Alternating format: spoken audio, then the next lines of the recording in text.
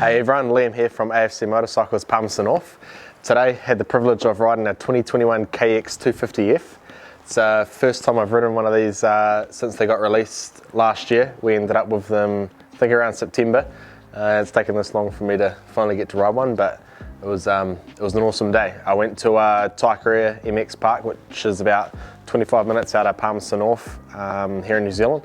And it's a sand track, so it was a really good test for the 250 to see what the engine is like, see what the suspension works like, see how it all works, you know. So it was a real cool test today. So the bike today, completely stock 2021 KX250 F. Obviously it does have the replica Courtney Duncan graphics kit from when she won the World Championship for the second time this year. Other than that, completely stock.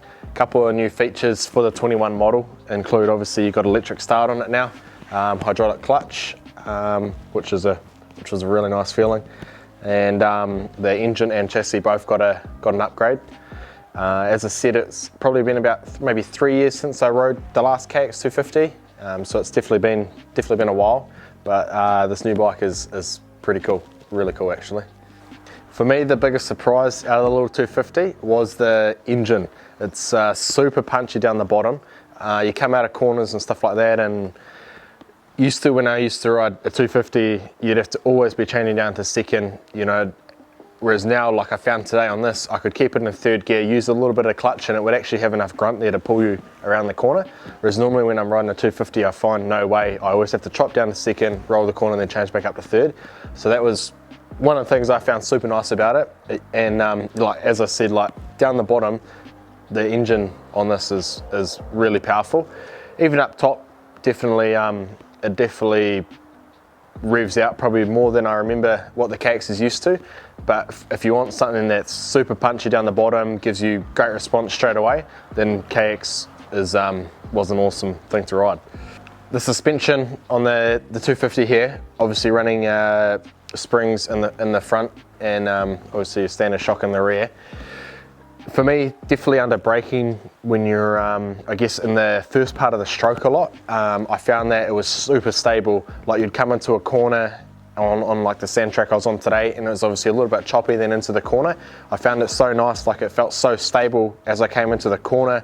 It just made me way more relaxed to be able to hit the corner and get my foot out and go around the corner.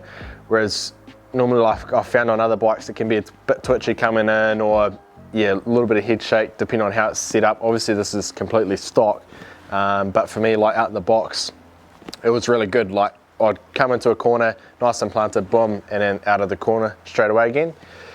Down the high speed straights and stuff like that, where you're obviously manualing through rollers, or there was a couple of times where there was some braking bumps and then like a sweeper in around a corner.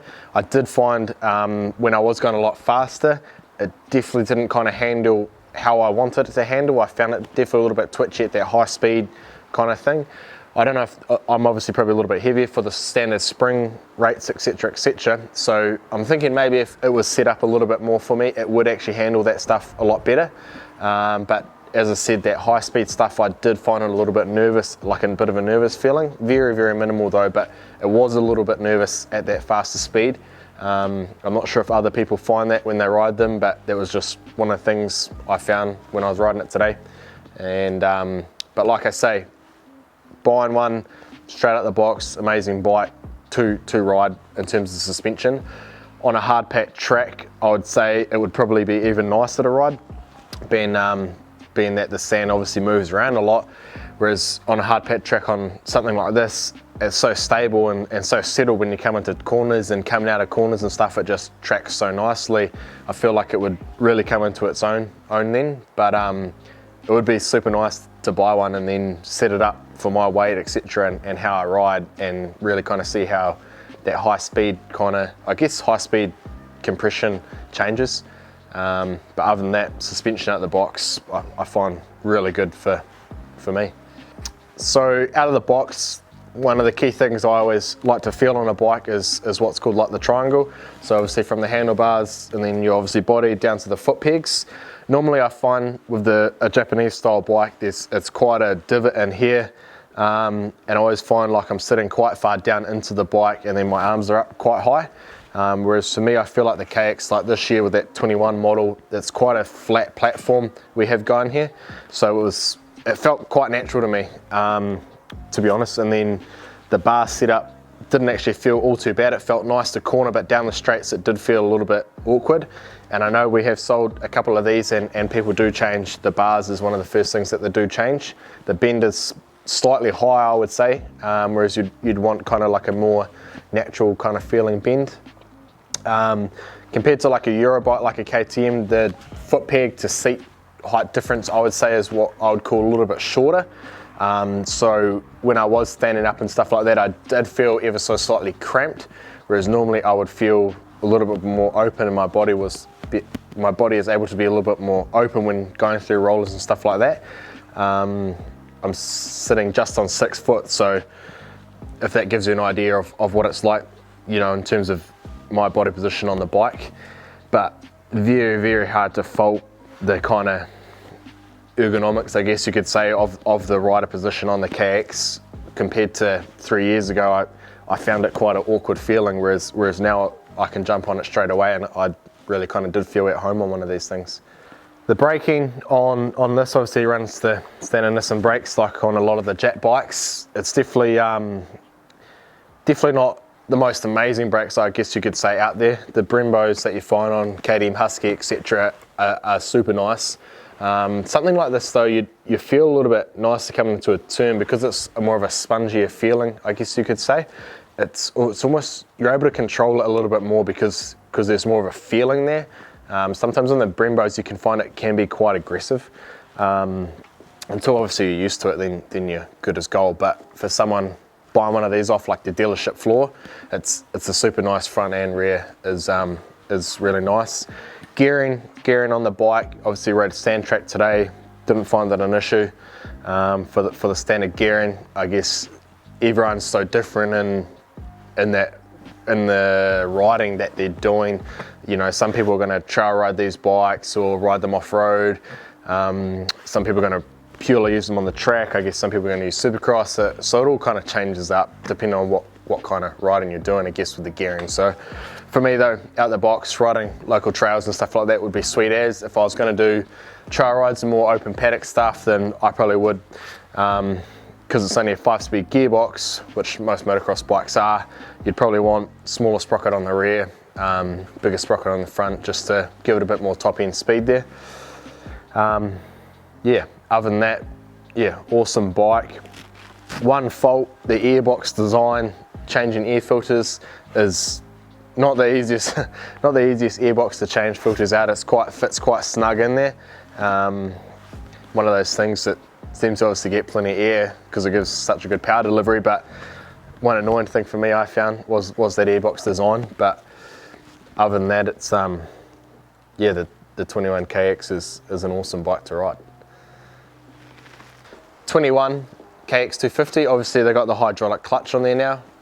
Coming from more of a European background myself, it's super nice to have that hydro clutch on there.